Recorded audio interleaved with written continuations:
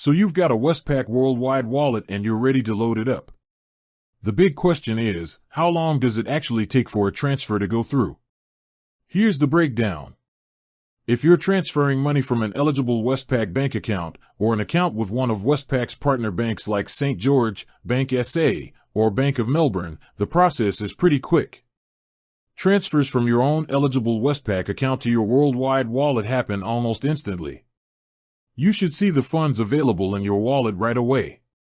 If another Westpac Group account holder is transferring funds to your Worldwide wallet, it will generally take up to 1 business day for the money to be available in your account.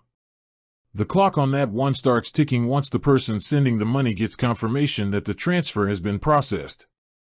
Now, it's important to remember that the Worldwide wallet is a bit different from a standard international money transfer.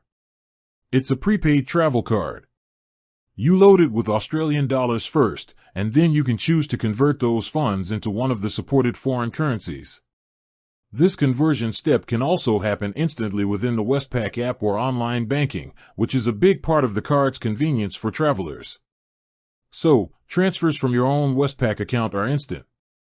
Transfers from a different Westpac Group account holder can take up to 1 business day. The conversion of AUD to a foreign currency on the card is instant. It's all designed to get you ready for your trip as quickly as possible.